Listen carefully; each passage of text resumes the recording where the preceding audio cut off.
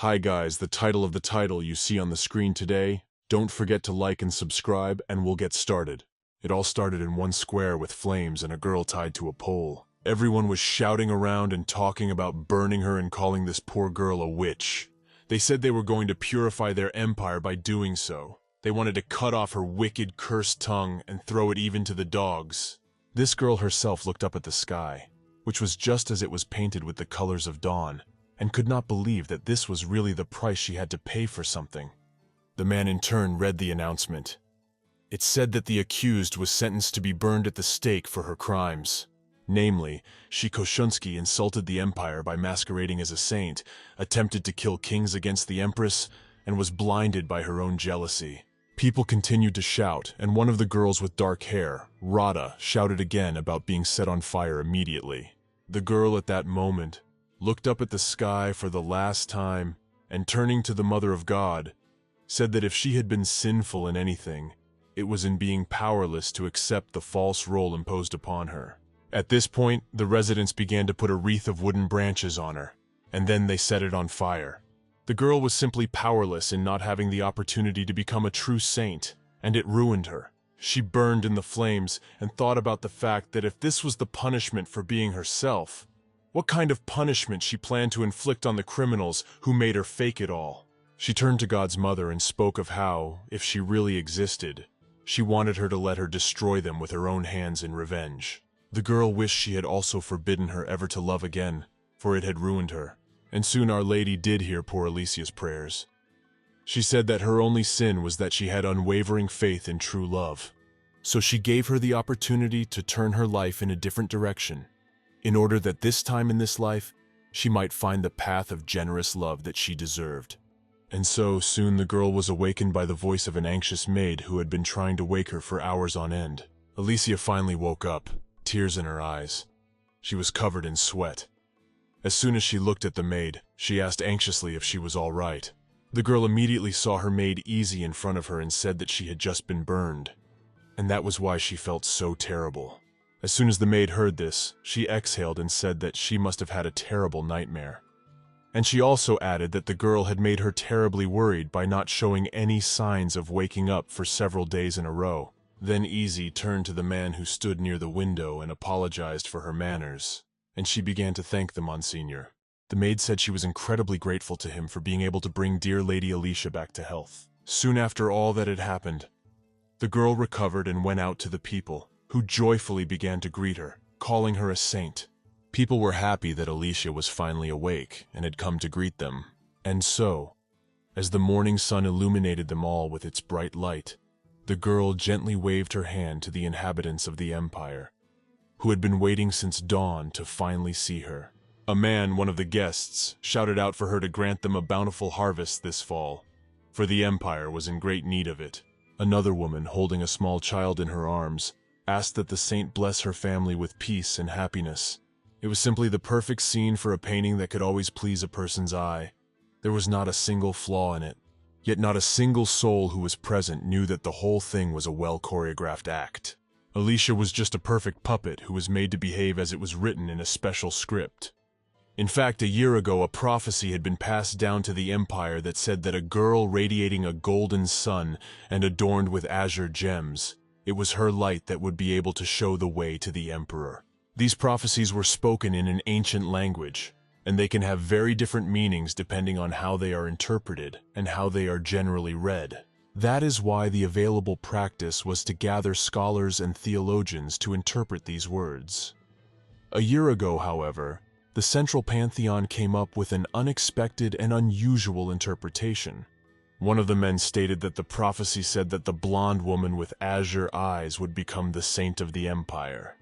After this statement, the pantheons began scouring the empire for blonde-haired women who had that particular eye color, and each of them was brought to the estate and divinely evaluated. Of course, Alicia was also one of those evaluated. As soon as it was her turn, the girl said hello and introduced herself. It was a name that no one else dared to say out loud. She was the precious and only daughter of the duchy and estate of Sartsilion. Everyone loved and respected her very much. The beautiful noble lady who grew up in the empire was the saint that the prophecy spoke of.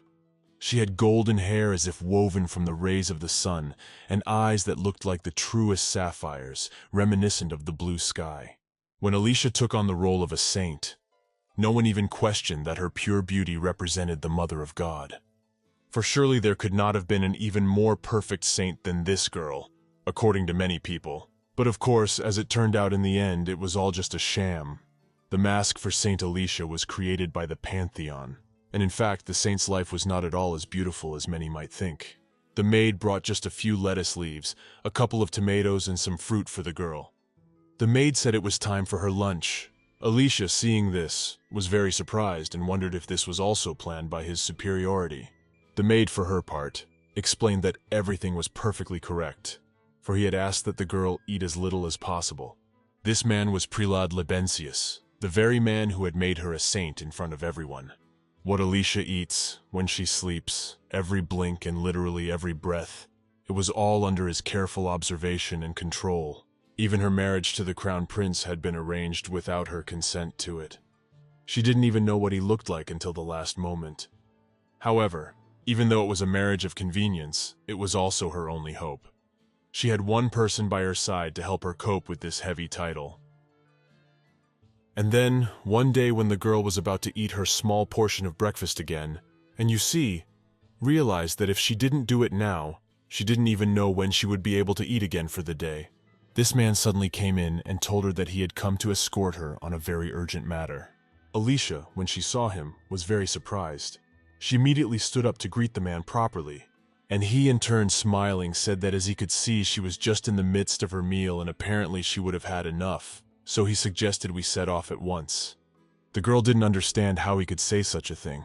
After all, he knows perfectly well that she only raised her fork to take her small portion. So she turned to him and apologized, saying that she hadn't even started eating yet. He in turn made a haughty gesture and wondered how she, as a saint, could be so attached to such a simple thing as food. The man began to move closer to her and said that he had explained to her many times that such affections were not really worthy of saint status. And then he wondered if maybe it was all about her needing more precise instructions. And at that moment he started to cover her mouth with his hands. The girl tried to bite him, but it was no use. The man wondered why she had that expression on her face in the first place. She should always be smiling, no matter what the situation is.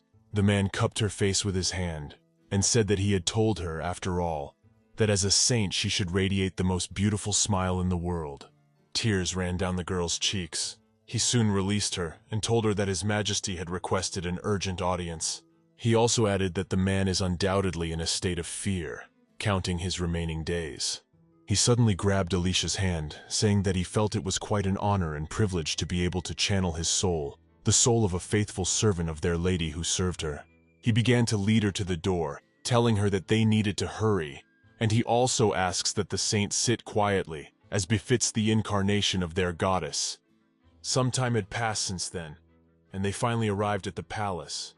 As soon as the doors began to open, the butler imagined that the Holy One of their empire was coming. In the middle of the hall sat an elderly man who was already having trouble even breathing. As soon as the girl stepped inside, he immediately greeted her.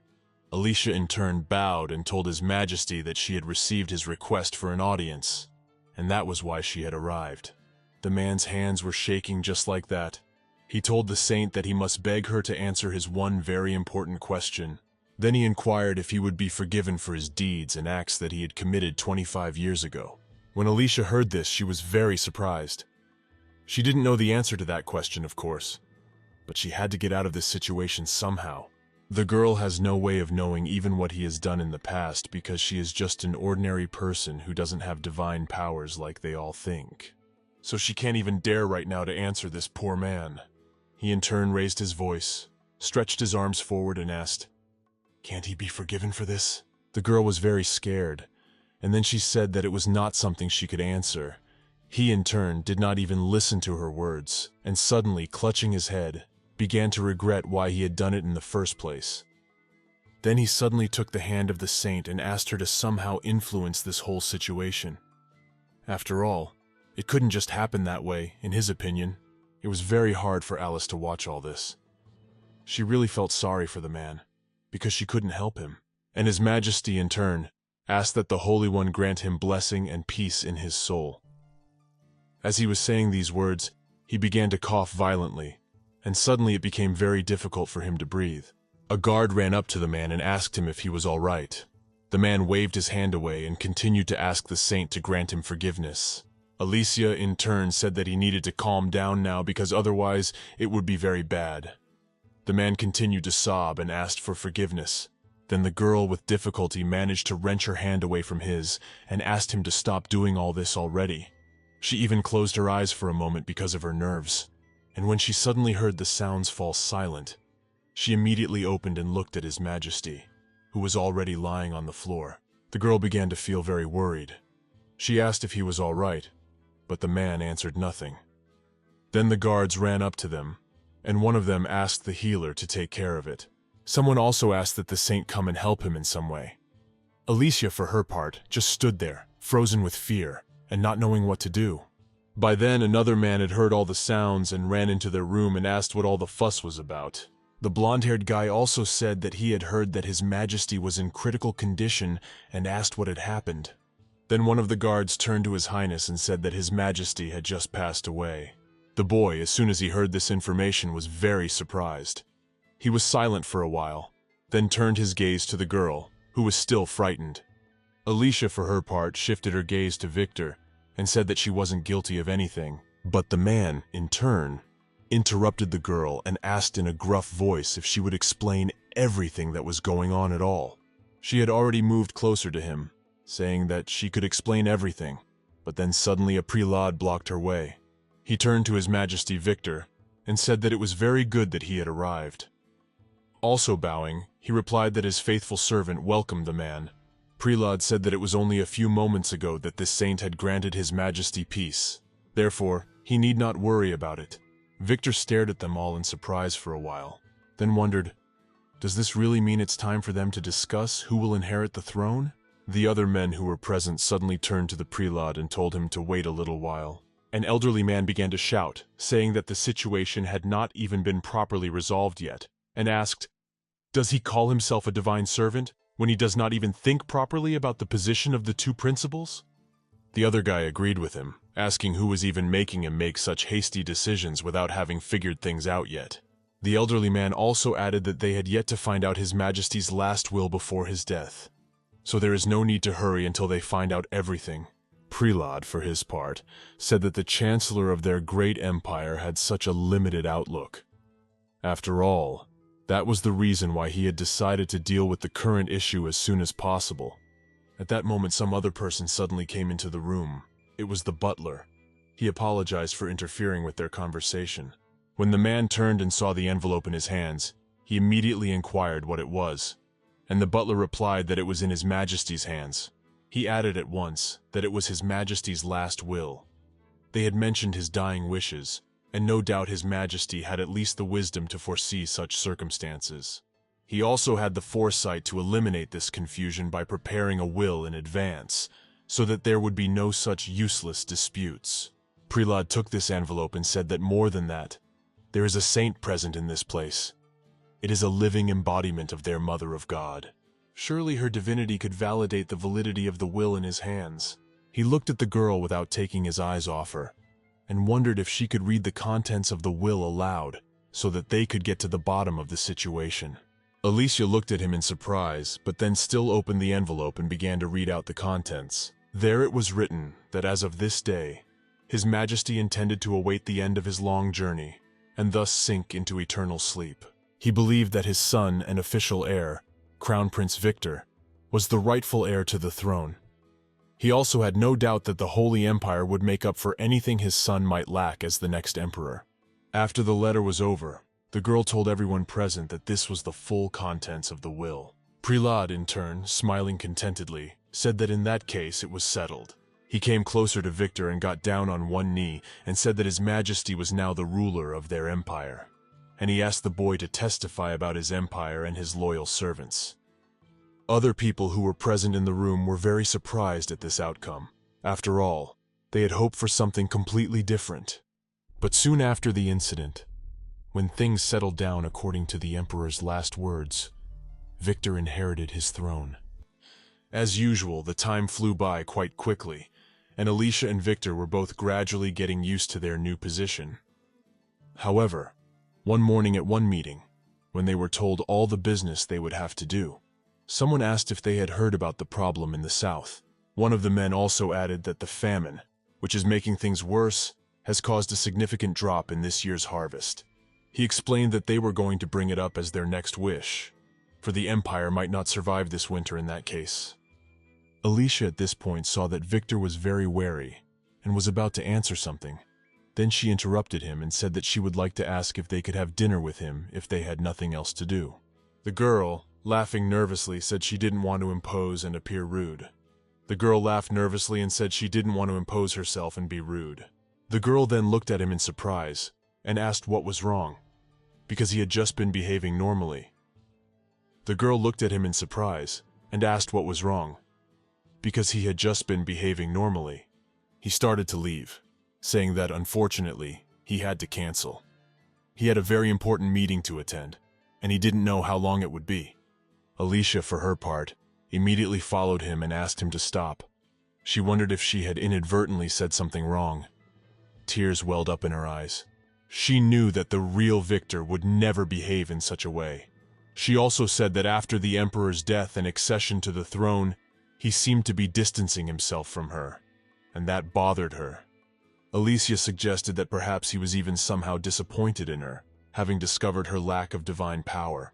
The girl said in a trembling voice that she promised she could do better, and he in turn wondered if that was all she had to say. Saintess thought about the fact that if only she were a real saint, the late Emperor would be alive right now, and their relationship with Victor would definitely not have changed. The girl wondered what he meant by that, and Victor said that he assured her that he didn't expect anything special from her. Perhaps indeed, he had expected something from her in the past. However, everything that was happening now was of no concern to her. After that, he continued to leave, saying that he thought he had been attentive enough to her. He also added that he would make sure the servants brought her something good to eat, so that she wouldn't be so upset. He then said he was leaving and slammed the door behind him, leaving her alone. Alicia had no way of knowing what was going on with Victor, because this behavior was completely unlike him. She remembered how when they were first getting married, she had inquired if he was completely okay with the marriage. Victor did not immediately understand what she meant and asked again. The girl, in turn, said that it was all unexpected. After all, everyone says the same thing. They say that this marriage is solely due to prophecy. The man looked at her sympathetically and said it wasn't true. He took her hand and got down on one knee, and told her that she was his only partner, and he swore he would live only for her, and it would be forever. Afterward, he kissed her hand, called her his beautiful saint, and said also that he loved her very much. The reality that happened after the wedding was horrible. The girl lay in a dark room all alone and realized that it all somehow made no sense. Even the sky frowning and ready to rain didn't make her happy, though she loved it when it rained. But then suddenly, when she looked out the window, she saw some strange black silhouettes gathering in the sky. She went out on the terrace, and when she saw what was happening, she immediately realized that something was wrong. Alicia didn't realize what that dark smoke was in the air, but as soon as she turned her gaze to the maids who were just passing by, she was very surprised. After all, they were completely oblivious to what she was seeing. Then she suddenly saw Victor pass by below and became very wary, not sure what he was even doing there. Alicia was so frightened that she even ran out of the room, accidentally hitting her maid who was about to come in to see her. The girl began to run very fast, and Easy wondered to her nobility where she was even going in this terrible weather. But she paid no attention to the maid, for she had no idea what was going on. But she realized that Victor might be in the greatest danger. By that time, the servants who were outside had also begun to notice the strange things that were happening in the sky. They stood there all the time and kept looking up, never having seen anything like it before. People were very frightened and didn't know how it would help his wife to shine such a radiant light. Alicia, in turn, was glad that they too had finally noticed something. But then she shifted her gaze to the sky and realized that everyone else saw it as light. But to her it was just darkness. After that, she finally found Victor with a glance and already ran up to him. Turning, But then suddenly someone interrupted her. It was the gardener. He started pointing his finger somewhere to the side, telling them all to look. See from over there? Someone's coming down, and that's what it really was. Right out of the sky, some girl with great white wings began to appear. As soon as she descended to the ground, Victor caught sight of her, and those wings simply vanished. He looked at the stranger and wondered if she was all right. The other people, seeing all this, said that she was certainly a true saint, for she came down from heaven, and this is the most direct proof that she is indeed a saint. But then suddenly the other people became wary, and one of them said that he had thought that there was already a saint in their empire, so they didn't understand how this was possible. Then someone said that apparently their current saint was not at all what she claimed to be, and they immediately wondered who she really was. After everything happened, the maids walking through the manor kept talking to each other. One of them said that the witch from the imperial palace was still in this room. Her partner said it's all just chutzpah. After she had fooled everyone into believing she was a saint, she had the nerve to continue living in the estate. Then the maid said that on top of the crop failure, the floods were making it worse. Another said that there were rumors that it was because of the witch who was pretending to be a witch. They thought it was quite obvious that she was busy seducing His Majesty every night under the Empress's nose. They didn't understand why they couldn't just kick this witch out and get it over with.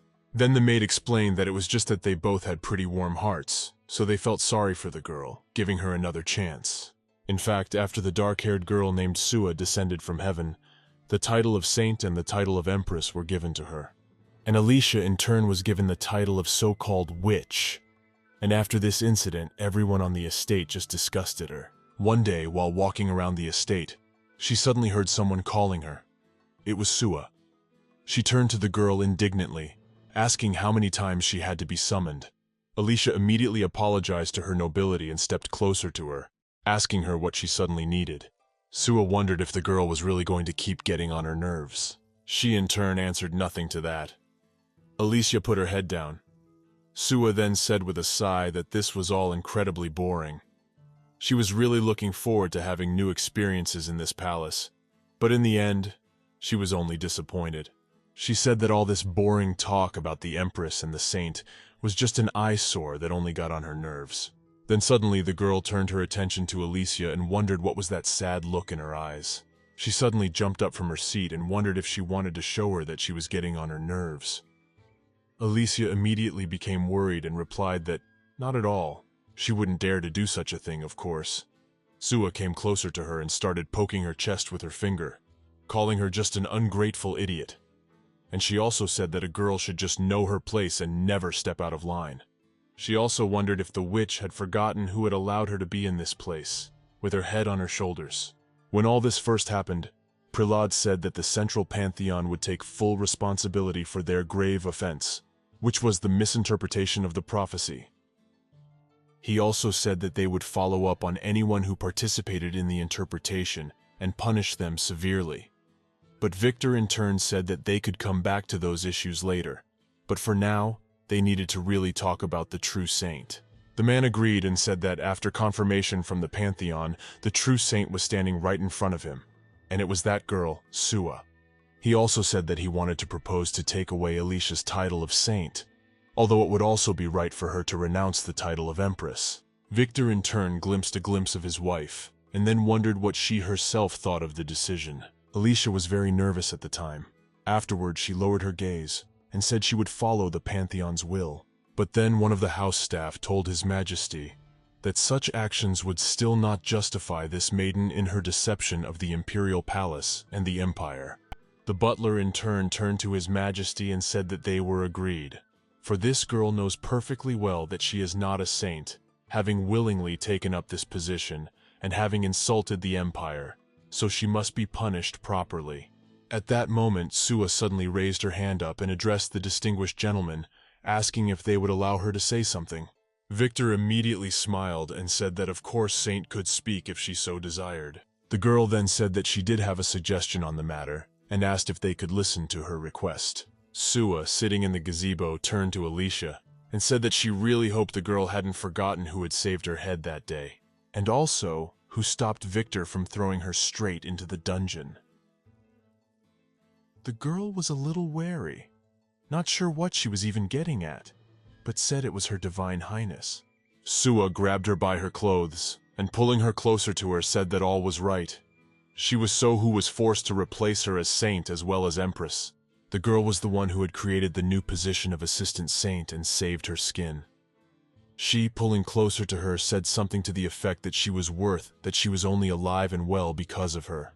But at that moment she slapped Alicia on the cheek, asking her how she dared to look at her at all with such an arrogant look. Sua decided to get back at her and hit her in the stomach with her hand, so that the girl even fell to the ground. Alicia was shocked by this behavior, but apologized to her. Saint, rolling her eyes in turn, said that the girl is incredibly selfish because she is the victim in this place, and a simple apology will certainly not be enough for her. Then she thoughtfully stepped on the girl's stomach with her heel and said that if she really regretted her actions, she could take the butterfly-shaped brooch away from her. Alicia, when she saw this, she immediately ran up to her and asked her to do and take anything but that thing. Sua, hearing this, made her wary, and then said that it was all very interesting because the girl had been showing contempt all this time. But now she sees that something else has appeared on her face as well. The girl lay on the floor trembling with fear and frustration. She explained that it was a gift from her father, so she begged the saint to return it to her. Alicia explained that it had been so long since she'd had a chance to visit the estate, that it had been months since she'd last seen it, and the thing was the only reminder of him, as she said in a trembling voice that it was the only thing she had left of her family. She added that she would do whatever her mistress asked her to do, and accept any punishment. She would not ask for an audience with His Majesty, or to be sent home. All she asks is for the madam to return this brooch to her. But Sua, without even listening to her speech, suddenly shattered this beautiful piece of jewelry to pieces in her palm. Little pieces of that cute butterfly started flying around, and the girl just couldn't believe that Saint had actually done it. Alicia began to cry loudly and kept regretting her father. She picked up the pieces that had fallen to the ground. Sua in turn only laughed. Then she asked if she could share something very amusing with the girl. Without waiting for her to answer, she said that her father had been taken into custody for blasphemy, and she asked the girl why she thought he had never come to see her at all. Alicia, hearing this, was very surprised. Then she looked at the girl, all tearful, and said that it simply could not be, and asked why it was her father who had been hurt. The girl, for her part, explained that her father was the very real fraud who had tried to pass off his ignorant daughter as a saint. Alicia said her father would never have done that. He was the one who was against her becoming a true saint until the very end. He always talked her out of it. Sua, when she heard that, suddenly laughed and said that even if it was true, it didn't matter to her at all. After all, the more important point is that this was all planned by her all along. She explained that spreading a few rumors that her witchcraft had caused the famine also helped her a lot. Alicia, when she heard all this, was incredibly distressed. Then she asked in a trembling voice, what did she need this for anyway? She also said that she has been living as she was commanded all this time, so she does not understand why the saint has done all this to her and continues to abuse her. Sua, then stepping closer to her, laughed and said that it was so naive of her. She asked, does the girl really think that people need some reason to harbor such dislike for others? Alicia was silent for a while. Then she said that she wasn't a real saint, she was really a wicked witch. The girl began to come closer to her, and crouching down to the same level as her, said that she knew very well that such a phrase would cost her a great deal. After that, the girl snapped her fingers, and a multitude of black crows suddenly flew at Alicia. As soon as she saw it, she was immediately frightened and didn't understand what the witch was even up to. But before she could do anything, she heard Sua's cries for help. A guard immediately ran up to them and asked what was going on. The so-called saint said that she was being attacked by all these crows and asked for help. The man did not understand how this was even possible and did not know how to help her. Sua, fighting off all those crows, looked at the guard and said that it was the witch using her magic to just kill her. At that moment, one of the animals suddenly tore the girl's jewelry around her neck with its claws. She suddenly felt blood gushing from everywhere, and she fell to the ground next to Alicia. The man was very frightened when he saw this. He immediately started shouting to everyone that the saint had fallen, Then Sua turned to the guard and asked why they were doing nothing, and told them to capture this witch immediately. Immediately afterward, the girl found herself in jail. She kept hearing the people sitting there whispering, wondering if she really thought she could get away with it after so many witnesses. Some of the prisoners also said that the girl had lost her nerve after trying to harm Her Majesty. But they were glad that the witch had finally shown her true colors. Alicia thought at that moment that if it wasn't enough that she was called a witch, she was accused of attempting to assassinate the Empress and sentenced to death. Of course, the victors could not think that she would ever attempt such an act. She talked herself into believing that he was a very kind and wise man and would never do such a thing to her. However, Alicia didn't know if he was really sick of her this time. That's why he doesn't even want to believe her and just get rid of her. She wished so much that the man would just listen to what she wanted to tell him. Just once, if he would show her favor and kindness, she would be able to explain everything clearly to him. Soon, she was suddenly visited by Victor. When the girl saw him, she was very surprised but also happy. She was very happy to see his face. However, the man looked at her with a gaze that was filled with hatred and contempt. Victor, in turn, clenching his fist to contain his emotions, wondered how she even dared to do such a thing. But at that moment, his emotions got the better of him, and he punched the girl straight in the face, asking if she even realized what she had really done. He called her all sorts of horrible words. He yelled at her the whole time, asking if she knew what he had to do to become emperor, and now it was all at stake because of her. All of his decisions are now being questioned. He suddenly started even choking her. Alicia really couldn't breathe and tried to fight back. She asked Victor in a trembling voice not to do that, but she realized that this was not the man she had known all this time. He was completely different. The man, in turn, laughed and said that of course he should have guessed that she was a bit more liquid than she appeared at first glance. He then grabbed her hair and started pulling it straight out. He pulled her face closer to his, asking, "Did she really think that if she killed the Empress, she could replace her?" Victor didn't understand how she could do such a thing, and assume he could take her place, just as he had replaced the late Emperor right after he killed him. When Alicia heard this, she was very surprised. He soon let her go, and she immediately ran after him, saying that she really would never do such a thing. In fact, all this time she still had the thought in her head that he had just taken his father and killed him brutally. He turned and slapped her face again, asking why she had dared to attack the Empress if she didn't want to and couldn't do it. The girl, with tears in her eyes, replied that she had never had any intention of doing anything of the kind. Alicia asked that if Victor ever really loved her even the smallest bit, he would believe her, because she was not a witch. He, in turn, laughed and wondered, did she really just throw the words love in his face? He took the red-hot stick with which he was going to really hurt her, and asked that she let him teach her a lesson, just like the good old days. Victor said that he'd never loved her once in his life, not even for a single moment, and all those words were just so she'd calm down and finally marry him. He came closer and closer with the fiery horseshoe and said she was just a tool in his grand plan to ascend the throne. However, now she wasn't even a saint, and she really wasn't any use to him anymore. Alicia crawled further away because she knew he wouldn't stop, and she begged him to stop, even though she knew it was all useless. He flipped her over onto her back and stepped on her body with his boot, telling her that if she would only keep quiet like the tool she was, he would at least have fun with her when he needed to. Alicia continued to scream. She could already feel the heat from that horseshoe coming up her back, and Victor said he was incredibly ashamed of everything she'd done. He then touched the red-hot horseshoe to her skin, and she bared the mark there. The girl was in incredible pain. She even fainted because of so much pain. Afterward, he walked out the door, saying that the sight was simply ugly. However, such a sagging stigma is good enough for her.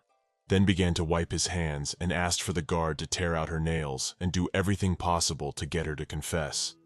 The man bowed and said that he would do everything.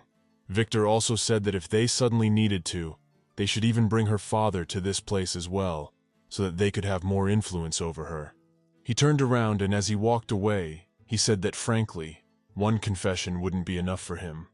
They just had to make sure the witch was properly tortured. The guard looked at him in surprise and asked what he meant. The man in turn explained that the ignorant commoners were distraught and nothing would soothe them like seeing the witch responsible for all their pain suffering to the fullest. Soon afterward, all the people were assembled in the square, and they shouted for her to die, for she had brought famine upon them. Alicia realized it was all too easy for them, like a wave of the hand, and she was already sitting in the square before her execution. Then one of the knights said that the flames would consume the soul of the accused. Her spirit forever turned into a ghost, unable to reincarnate forever. Then he turned to Alicia and asked her what her last words would be. The girl, in turn, was very surprised that they were asking about the last words. But then she turned to the people and said that if she were really guilty, as they claimed, her spirit would indeed become a ghost lost in the world. She said she swears right there that the demonic villains who made her stand in that position, who defiled and abused her father, her she can never forgive for what they did to her loved ones. Alicia swore she would make sure their souls rotted and shriveled so that they would end up squirming and thrashing in eternal agony and pain. Victor heard. "And that's hard," she sighed, then wondered if they needed to hear more, because he wouldn't expect anything less from a witch like her. Then he turned to the guard and told them to cut off her wicked cursed tongue immediately and throw it just to the dogs. The man immediately said that he would do it, and grabbed the girl by the arms. Alicia thought at that moment that if she only had one more opportunity, a chance to turn back time, she would gladly lead them to destruction with her own hands. At that moment she was led without her tongue to a pole and tied up, began to burn her body as if it were something not needed. Pretty quickly the girl lost consciousness, and then suddenly she heard someone calling her. She opened her eyes immediately. She saw Easy in front of her, who anxiously asked if she was okay. Alicia said then that she had just been burned in a fire, but when the maid heard this, she said that she must have just had a fever dream, for she had been unconscious for days, and the maid was terribly worried about it. Alicia in turn began to cough violently. Izzy ran over to her and asked if she was all right. When she looked at her hand, she saw that salt water had spilled out of her mouth. Then she turned to the maid and asked her what it all meant. She didn't understand what she meant, for she really didn't. Izzy said that her high fever had not gone away, and they thought they had lost her. At that moment the maid lay down on the bed and cried, for she was really very worried about her mistress. Alicia, hearing that she had a fever, was very surprised. Then she suddenly heard a voice nearby. She immediately turned to the side and saw a man with short hair in front of her, who said that the fever was not quite gone yet, and suggested that she lie in bed for a while longer to rest and fully recover her energy. The girl could not understand who it was, for she had never even heard anyone with such an interesting voice. He then said that since the lady had come to her senses, he would go. Alicia then turned to Easy and asked who he was. The maid in turn ran up to the man and began to hug him, saying that it was all thanks to him, and also asked how they could repay him, and kept thanking him for helping Mistress to wake up. The girl in turn was very surprised watching all this, and realized that the maid was overstepping her bounds, and straight up pushing him against the wall. The stranger in turn said that, as he had said, he was not a healer, but a simple clergyman, and what he had performed was not a healing ritual, but an ordinary prayer. And anyway, it was obvious to everyone that she still had a high fever, so he said to make sure they put her on medication. The maid kept thanking him and kept hugging him. Alicia in turn sat very surprised, and didn't understand why she couldn't even remember anything that had happened, and didn't understand what was even going on, or how she had gotten herself in this position. Soon, Easy, along with the clergyman, stepped aside, and the man said that, as it was, he hoped the lady would recover, and his services would no longer be needed. The maid looked at him admiringly and thanked him, telling him to be very careful on the way back, and wished him well on his way home. Soon after the man left, Alicia turned to Easy. She ran up to her at once and asked if the lady was hungry. She also said that she had literally just made tomato soup, which is very good for her digestion, and then inquired if perhaps she would prefer a bath first. The girl immediately replied that she didn't need any of the above. Alicia, sighing heavily, even said she was still having trouble understanding exactly what was going on, probably because of the high fever, just like the clergyman said. She then asked the maid exactly what she meant when she said she thought she had lost it. She explained that she couldn't remember what had happened at all. It seems to her that she wakes up from a very long dream, but she can't remember what the dream was about, and this is very disturbing for her. Izzy, in turn, ran up to her and wondered if it was a fever dream after all. She had been in that state for quite some time, Alicia said, sighing heavily that maybe that was true, but she didn't even think she could remember anything. Everything in her head was a blur, and no memory could get there. Then Izzy took her hand and, smiling affectionately, told her that she shouldn't worry about it. After all, if she didn't remember it, then it really wasn't worth remembering. She agreed with her maid after all, and thanked her for that, and for her support. Izzy replied that everything was fine, and there was no problem with that. After all, her only job was to make sure the girl was really feeling better. She also prepared a beef and tomato stew especially for her awakening. When Alicia heard it, she got really excited and said she was straight up starving and it all sounds amazing. But then suddenly, she saw a very surprised look on the maid's face, and immediately wondered what had happened, and why she looked so worried. The maid explained that she was just surprised that she was so eager to taste the meat, since she had never liked beef in her entire life. Alicia was surprised to hear this, and said that she didn't really remember it. The maid explained that it always made her terribly anxious, for she had just eaten some salad. The girl then said thoughtfully that she must have just worked up an appetite after her illness. Izzy replied that what she really meant was that she was very glad it had happened, and asked her to wait a little while she brought the bowl. Alicia thought this was all rather strange, for she didn't understand why she was sick of salad. Even the mere mention of it, even the idea of eating it, made her cringe. The girl lay back in bed and wondered how long she had been unconscious. After all, it seemed to her that the last thing she remembered was that the autumn leaves were in full bloom. Izzy said she must be confused right now, because despite the cold weather, it's still summer. She also said that she was well aware that it was understandable, as she had been unconscious for a week and had been having fever dreams, so she was most likely confused because of that. When even the medication that was provided for her didn't help, and the fact that the girl was vomiting from everything they tried to feed her, it really bothered the maid. Alicia was very surprised. She thought that if she had actually been unconscious for a week, things might have seemed a little strange. Around this time of year, she tended to always get sick, but she was still alarmed by the fact that she could not get that clergyman's face out of her mind. The man looked rather haggard, and she assumed that he had actually stood by her bedside for quite some time and was in control the whole time. Then the maid suddenly turned to her and asked if she had heard what she was saying. The girl immediately apologized to her, saying that she had just been thinking. The girl said that she had been thinking and hadn't even had time to thank that clergyman. Izzy was surprised and asked if she was referring to the Monsignor. The maid explained that His Eminence was the priest at the convent where she had briefly stayed once. He waited by her side all night, praying for her recovery, and so they are incredibly grateful to him. Alicia was very surprised to hear this, and said that since he had helped so much, and she had not even had time to repay him, she would like to find out from the maid where the convent was, so that she could send a donation to her father. Izzy replied that it was a really good idea. Monasteries could always use some extra financial help. But suddenly someone entered the room without knocking. The girls immediately looked toward the door and saw that it was her father, Duke Lord Theodora Sarcellian, and he was very excited. The man was overjoyed when he saw his daughter awake, tears welling up in his eyes. He said he was incredibly happy that she was finally awake. When Theodore ran over to her bed and inquired if she was feeling well and had regained her strength, and asked how her arms and legs were, Alicia laughed and replied that she was absolutely fine. The maid pleaded and told His Highness that the lady needed absolute rest.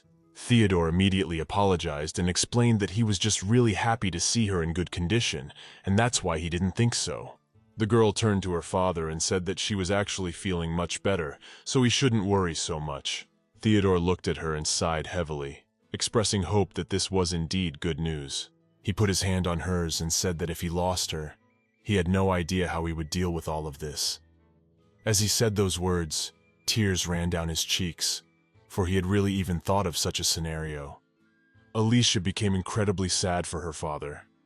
She realized that he had become more anxious since her mother's death and her illness, which had knocked him out. Theodore suddenly started pulling something out, saying that he remembered that he had prepared a present for when she could already wake up. The girl was very surprised when he mentioned it. At that moment, he pulled out a small fall brooch and said that he remembered her mentioning that brooches with butterflies were very beautiful, and he had come across this little thing in the market. He immediately began pinning it on her nightgown, saying that as soon as she felt better, he would offer to buy a dress as well, so that it would fit her brooch perfectly. Alicia looked at all this in surprise and didn't understand how it was even possible. Theodore said they needed to find her something warmer before the weather turned cold. He also added that she is incredibly similar to Elena, so they should definitely take good care of her health. However, the girl hardly listened to him. She still didn't understand why the brooch her father had given her looked so familiar. Of course, she'd never seen it before, but still its shape and pattern seemed familiar, as if it had been given to her long ago. At this point, the girl's hands suddenly began to shake. Theodore, in turn, looked at her in surprise and asked, "Doesn't she like this design?" However, at that moment, the girl recalled some memory. She saw Sao shattering that brooch and talking about how it was all planned by her during that time. As soon as the girl finishes seeing this memory, she starts crying and screaming loudly. Her father immediately asked what was wrong, and the maid became worried and asked if she was all right. Alicia, for her part, was furious. She didn't understand how she could ever forget such a thing after all they had done to her, how she could forget all those deeds. Easy stepped closer to her. She suddenly had tears in her eyes too. She put her arm around Lady and asked what was happening to her. The girl herself at that moment kept thinking about those criminals who just ruined her whole life. Some time had passed since that moment. Theodore returned to his study, and suddenly a maid came to him, and he inquired how his daughter was, whether she was well. Isia replied that she was afraid things were not much better than she would have liked. She hadn't eaten anything all day and had just lain in bed without getting up. The man sighed heavily and said that of course they had to find out what had made her panic like that. It would be a lot easier for them if the girl had said anything at all. However, at that moment they suddenly heard a knock on the door, and then the voice of Alicia, who asked her father if she could come in. After that, the door opened and a girl appeared. She apologized for disturbing him at a late hour, but when you looked around the room, you saw that Easy was also present there. Alicia went inside. Her father came closer to her and said that she could just call him if she needed anything because she wasn't well enough to get out of bed. But the girl, smiling, said that she was actually fine and was able to walk a few meters to his office. But then she said that as it was, there was something she would like to consult with the two of them about, if they would let her. Theodore, when he heard this, was very much surprised, and so was the maid, and they immediately inquired what she wished to consult them about. Alicia was silent for a while. She was really very worried, but afterwards she said that she didn't know where to begin, but she would have to show them something first. At that moment, she blew out the candle that was burning in the room and opened the curtains, which were closed to keep the moonlight out of the way. Father, along with the maid, stood back and were very surprised, and she in turn asked that they not be too frightened by what she was about to show them now. At this point, she moved closer to the window and began to take off her clothes, and here immediately panicked and wondered why she suddenly started to undress. But as soon as Alicia showed her back, all questions immediately disappeared, and her father along with the maid only looked there in surprise. She in turn put the nightgown back on, and the man wondered in a trembling voice what the scar meant in the first place. She started to move closer, and he wondered if she could even explain it all to him, where it came from and what it meant. Alicia said in a sad voice, in that case it was time to tell them that she had already died once, and returned somehow to the past. After that, the girl told the whole story of her past life, and Easy, when she heard all this, was so impressed that she even cried. She didn't understand how those people even dared to do that. She called them evil, vicious, vile creatures. Alicia hugged her maid and said that surely they would suffer indescribable punishment. After all, they should. Easy immediately began to agree with her and said that they simply had no right whatsoever to do this to their lady. Easy wondered what they were going to do now after all they and Lady Alicia had been through. Who could have done something like this in the first place? Theodore at this moment was thinking about the fact that the crown prince and the prelade, they had done this to his darling daughter. So he wasn't going to just let it go. He was thinking of what punishments he could think of for them.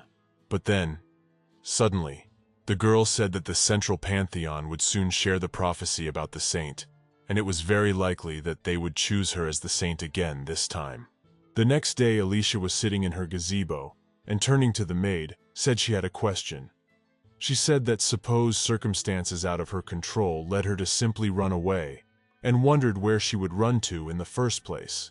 The maid said thoughtfully, wondering what she had been thinking about all that day. Since it came to that question, but then she said that she thought she would probably run away to a convent.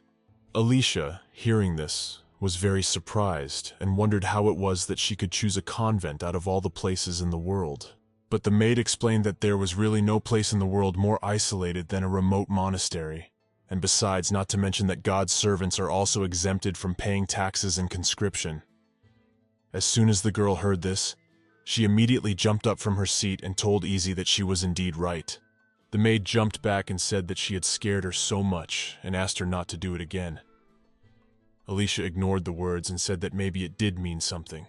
Then she asked Easy if she didn't want the girl to become a saint. The maid replied that of course not. She was still thinking of breaking into the throne room and making those people wish they'd never laid a finger on her. She also said that her father feels incredibly bad about the case, so he's trying to find a way to stop her from becoming a saint. Then Alicia, thinking about it, said that there was actually one such way. Izzy, hearing this, was surprised and wondered what it was. The girl, laughing, said that she didn't know the exact answer yet, but I think she knows where to start looking, and also asked if she could help her ask her father for just one important favor. After some time had passed, her father honored her request. He brought a lot of books into her study and told her that he had bought all the theology he could find. Then he looked at his daughter in surprise and wondered what she was even trying to do. The girl replied that when she found it, he would know everything. Theodore indignantly inquired as to what she then planned to find in these books at all, and how to get to the end of it.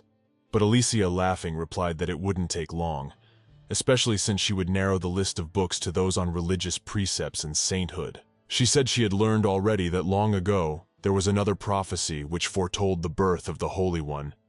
Even then, there were women who were not to be considered. She said she was definitely sure that one of those books would explain the reason for it to her. So she just needed to find it, and then everything would work out. At that moment, tears suddenly began to well up in her eyes. Her father put his hand on her shoulder and said that she shouldn't overwork herself. Theodore, smiling, said that he would do everything in his power to ensure that this prophecy did not rest on her fragile shoulders.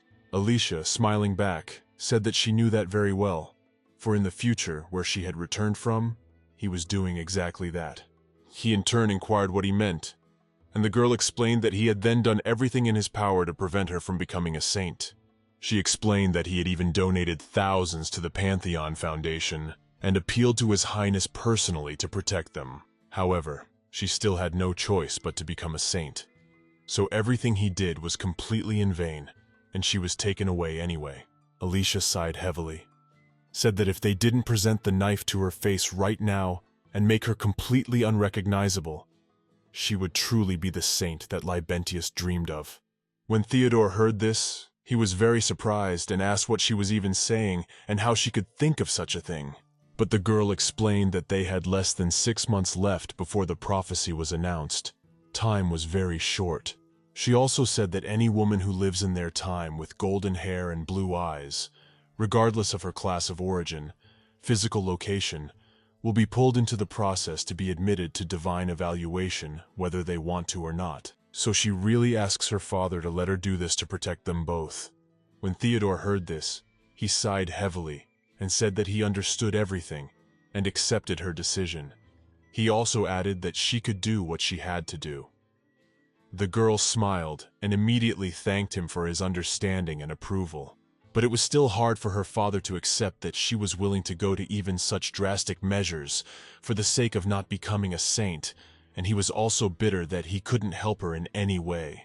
He leaned over to his daughter, telling her not to forget to eat, for Easy was very anxious about her. as well as himself. Alicia, smiling, said that she would do just that and also asked that he tell Easy her apologies for making her worry. The man replied that he would pass it on, and then said that in that case they would leave her alone with it. They said goodbye, and he walked out the door, completely frustrated. The maid suddenly came to him and said that at such moments she remembered Duchess Helena most of all. She had inherited that stubbornness from her. Theodore looked quite serious, but told the maid that she was quite right. He himself sometimes thought of her when he saw his stubborn daughter. In fact, losing her mother at such a young age made a bright, energetic young girl grow up literally overnight. Theodore's poor daughter never had the opportunity to behave as a normal child might. Even so, right now, he realizes that she doesn't even allow herself to do that as an older adult. She doesn't give her brain a moment's rest. So he can't even imagine how he can protect her so she can finally feel happy and safe. Theodore soon met with a man, and the man said he had to admit that there was disappointment. Theodore immediately inquired, was he referring to the question of succession to the throne? The man replied that that was correct. His Royal Highness Andrea was always supposed to be their next emperor. However, out of the blue, His Majesty chooses Prince Victor instead. Another man replied that His Majesty's health was not improving either, and he could see Parilade beginning to take advantage of this opportunity as only he could. Sighing heavily, the man said that they would have to remain silent for a while and just observe. After all, they wouldn't want to step out of line and get caught in unnecessary crossfire. Theodore immediately hesitated upon hearing this, and didn't know if staying calm was really the best thing they could do in a situation like this. He was very worried that something very bad might happen to Alicia to her during this time, and if he were to spring into action now and stand up to Crown Prince Victor in an attempt to protect his daughter, it would certainly guarantee that she would be harmed even more. And even if Theodore sends her away, the man will do his best to track her down. And as long as the crown and the church wield equal and substantial power, they are too weak to resist them both. Not to mention that they need more information about the saint who will have to come down from heaven soon. After the meeting, Theodore returned to his manor, and as he walked past one painting, he sighed heavily, and all because it was a portrait of his dear wife, Elena. He missed her so much, and wanted her to be there to help him in some way. At this time, Alicia was sitting at her books. More than a day had passed since then, and now she had finally found the answer she was looking for. It was written there that according to divine scripture, a nun or a virgin serving a goddess could be exempted from being considered an answer to the prophecy. In this way, the girl was able to confirm her theory that she should become a nun. She sighed heavily and thought that fate was sometimes quite cruel to her. It's pretty hard for Alicia to accept the fact that in order to avoid becoming a saint and being killed in the end, she must willingly submit herself to the service of the church. She soon explained everything to the maid and her father, but Easy still couldn't believe that she was really leaving them. My dad said goodbye that his heart just breaks when he sees her leave.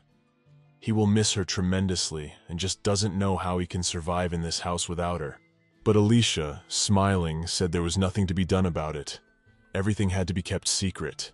So she also asked that they not tell anyone about all this, and even the staff was simply told that she disappeared in the middle of the night without saying a single word to anyone.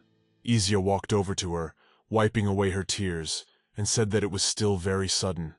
There was nothing she could do for her, and all she could do now was just cry and say goodbye to her.